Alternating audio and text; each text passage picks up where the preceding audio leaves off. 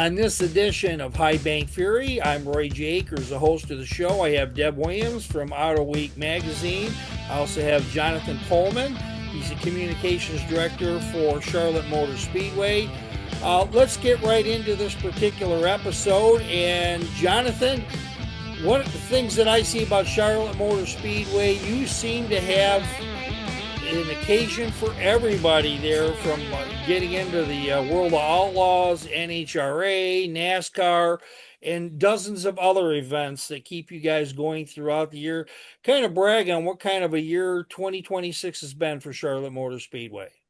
Well, it's been a great year. Listen, we have to keep all of those events going because I want to see Deb and hang out with Deb as often as I possibly can. So any excuse to bring racing to Charlotte Motor Speedway so that I get to hang out with somebody of her caliber and listen to some of the stories and get some of the great insights. It's been a wonderful year. You know, we've had a couple of NHRA races, both four wide. So we hosted the first ever four wide countdown race for the NHRA. We had a great Coca-Cola 600 weekend and have really enjoyed our place, with Memorial Day and being able to salute the troops. The Bank of America Roval 400, obviously all of the excitement that brings around the playoffs. And it's hard to believe, but we're almost getting ready to start setting up and decorating for the nation's largest drive-through Christmas light show. So a little something for everybody and plenty of excuses for Deb to come hang out with us and spend some time. Deb. Oh, well, thank you, Jonathan, for all those wonderful words. And you know how I love to hang out at Charlotte Motor Speedway. First time I ever saw Charlotte Motor Speedway, I was 13 years old and fell in love with it and promised myself that I would one day live in the area and work in stock car racing. So living 9 miles from Charlotte Motor Speedway is a dream come true for my teenage years. And you know, Charlotte is so fantastic, and it's been so interesting to see it change through the years and become into the racing palace that it has become. I can remember the first time my dad and I came to Charlotte, there was a yellow farmhouse there, and we bought our tickets at that yellow farmhouse. And now to have all of the fine Smith Tower and all that and watch it build and grow has been fantastic. To let everybody know, Charlotte Motor Speedway hosts great events. It's hosted by great people, hosted by NASCAR Hall of Famer, former the legendary Humpy Wheeler, and this current staff has a lot to live up to. And I think that you guys are trained so well by a master that Charlotte is just one of the great spots to go to on the entire NASCAR circuit. And thank you so much for being hospitable to me earlier this year, Jonathan. I love coming to Charlotte, and thanks for taking a chance on me coming to your speedway, because I loved it, and I hope to come back to the 600 next year, and for sure. And real quick though, we got to let everybody know how they can buy tickets or find out more about what's going on at Charlotte. Can you go ahead and give that to us, and I'll put up the graphic here afterwards. Yeah, the website's going to be your best tool for schedules, for all of the latest news, all the different ticket options and upgrades that you can get. www.charlottemotorspeedway.com, or you can call our ticket office, 800-455-FANS. That's 800-455-3267.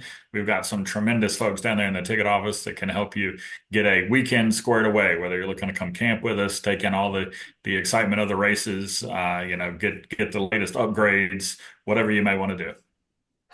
And when we come back from this break, what we are going to do is that we are going to talk to Deb Williams. She is not only the president of the Motorsports Press Association, she has been formally put into the NASCAR Hall of Fame. You'll be inducted, I think it's in January, for all her hard work for winning the Squire-Hall Award. That is the top award that you can earn in NASCAR. And so we're going to do that for you next. Yeah, that's Oscar, my dog. This is his little plushie, but we sell them at the merch trailer. We got them back in stock. We sold a few more than we thought right off the bat, but supports my foundation for the animal welfare side of things. All the proceeds and profits go back to the foundation for the animal welfare program. So back in stock this weekend. So yeah, if you get a chance to head out to the merch trailer, we got them back for you. This is Roy J. Akers for the High Bank Fury podcast. We are found multiple times weekly where we talk to NASCAR drivers, cover stories, and those that shape the sport. This is not just another podcast. We get exclusive content, talk fantasy NASCAR racing, and spill the news before other media outlets drop their take. We are on all podcast channels, the YouTube channel, and can be found on skyviewsports.net. Check out High Bank Fury, the podcast, today. Well, we are on the flip side of our break. We have Deb Williams and also Jonathan Coleman. First off, Jonathan, feel free. You are also going to kind of brag on Deb a little bit. You can ask her a question. It's not just me doing that, so you feel free to jump in. Do you have something you want to say to Deb first off? Because you worked with her for a number of years. I am so to say I'm proud it sounds cliche, but when you see good people get recognized like Deb has with with her latest accolades from the Hall of Fame, it just makes you feel good. It makes you appreciate the opportunities that you've had. I was not always a motorsports aficionado and fan. But Deb was one of the very first people that I had the pleasure to meet. And when you start to hear the stories and understand and appreciate all of the knowledge and everything that she has done to get to where she is today, the Hall of Fame is obviously the peak of our sport. There is no one in my mind more deserving, certainly from a journalistic perspective, than Deb. She is everything that you would want to be, and someone that's helping promote your sport and tell your story. And I'm honored to call her a very dear friend of mine and really excited. I picked up my phone as quick as I could to text her a congrats, when I heard the news, because it is very, very well deserved. Thank you, Jonathan. That means so much to me, and I always enjoy working with you. We've still got a lot of archives to. We got a lot of work to do. Now, what I was reading about what it takes to win the Squire-Hall Award, and so I want to make sure I have this right. And if I'm missing anything, let me know. You have to have NASCAR officials from the very top. You have to have fellow media members, NASCAR Hall of Famers, people on the teams. You basically are put through the ringer, Deb. I mean, this is not like easy. It's you're in. It's not like that at all. And so a lot of people vetted you, and you were on the short list, and you deservingly got in. So congratulations. That's a kudos to you, Deb. Thank you very much. I appreciate it. Yeah, it's interesting. It's just like those who are up for the NASCAR Hall of Fame, and that if you're on the voting panel, once you get nominated for that award or to go in the NASCAR Hall of Fame, then you come off of the voting panel. So since I was on the voting panel when it first started, we would get our ballots and mark them and send them in. But I have learned that since while I have been off of the voting panel after I was nominated for the Squire-Hall Award, now it's discussed in Zoom conferences just like we do at the NASCAR Hall of Fame voting day. And people discuss it. They discuss everybody who's nominated. There's I think 5 or 7 people on the list.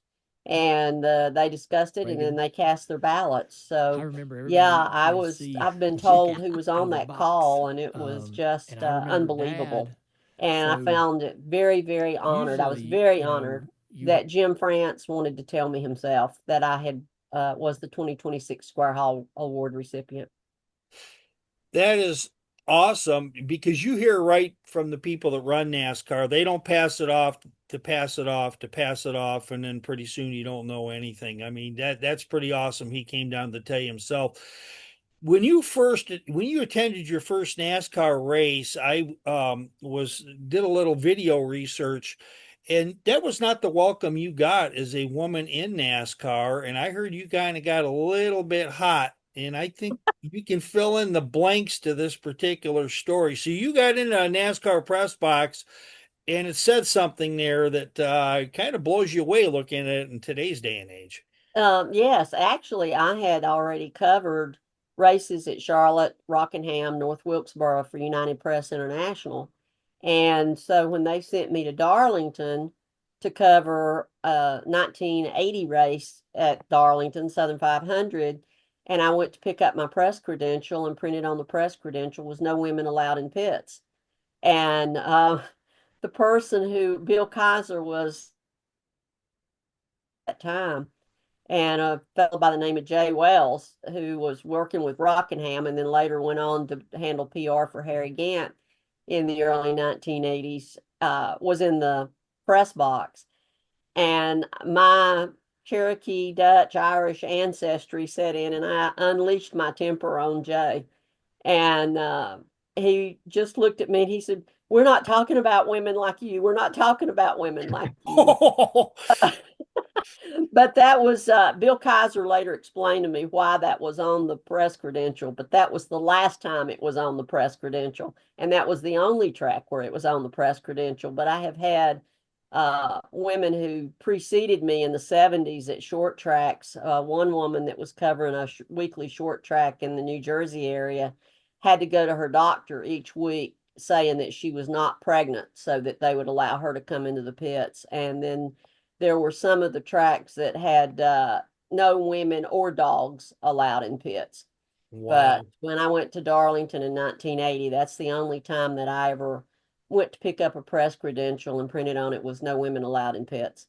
I wish we had an hour to talk to you, but we have time to ask you one more question, and one of these answers is going to go right back to Charlotte Motor Speedway. Who are the 2 or 3 people that helped you out in your career that helped you kind of take off to where you're sitting right now to win the Squire-Hall Award? One was Humpy Wheeler. Humpy was a good mentor to me, and we actually sat on the pit wall at Charlotte Motor Speedway when I was trying to decide which way to go with my career. And it was when UPI was going down the tubes. We'd all taken 25% pay cut. And Humpy gave me some very good advice of which direction to go with my career. And the other person who worked there was Bob Latford, who had worked in PR at Charlotte Motor Speedway at one time and who actually designed the point system that NASCAR used for many years. And it was little things like Bob Latford told me the first time I went to Daytona to cover Speed Weeks. He said, "You know, people in the Carolinas know you're with United Press International, but you need to make you a name tag when you go to Daytona to Speed Weeks that says that you're with UPI, so people looking for the UPI representative know who to come to." So it was little things like that, always being mentors, always being supportive, and, just giving story suggestions and all. Humpy was very good at that. We have about a minute or 2.5 minutes left, but a minute and a half or so. Jonathan, do you have a question or something you'd like to bring up that a great memory you have of Deb? Well, I'll just say Humpy is obviously pretty good at identifying talent because he could tell early on that we had a good one in Deb. So that doesn't surprise me at all that he was able to offer some good advice, and I'm glad she took it because we have had all kinds of fun just sitting, whether it's covering drag racing or here for the 600. We have Deb mentioned earlier, we got some work to do. We've got an archives room that we're trying to digitize a lot of our history that's still on slides and film. And so some of my favorite memories are races that were long before my time, but Deb can pull up a picture and tell you who every single person in the picture is, and there's backstories, and this is why I know it was this year and not that year, because she just knows the sport inside and out. Again, we are beyond fortunate to have somebody with them. It's truly a special friendship and a really great honor for me to be able to spend that time and learn so much from such a great person and such a great journalist. I would love to pick up this conversation sometime in the future as we get closer to your induction, Deb, and we'll probably even try to have a few surprises. Jonathan might even have a couple of dust off a couple bottles of wine and recommendations in the corner, and so we would love to have that. And the best part is there are a few other women working in NASCAR reporting right now. I'm not even going to bring up their names because I don't want to leave somebody out, but I think of two that you're always sitting next to that are going to be there at some point very soon. Whenever that is, that'll happen. So it's going to be nice because I believe you're going to be joined by several people in the press room, both male and female, but a couple of the women in there in particular. We'd National Writers of the Year and that. So you know what I'm talking about. So we'll have that. So with that, real quick, we have under a minute to go. I'm just going to go ahead. So I'm out of. All right. This is probably a great spot for us to end this episode. Jonathan Coleman, you are the communications director at Charlotte Motor Speedway. We're going to talk about all the great things about your track on the other side of this episode. We have Deb Williams from Auto Week magazine. Deb, we're also going to talk more about you in the next episode. I want to thank you both for coming on, and we're going to see everybody on the flip side.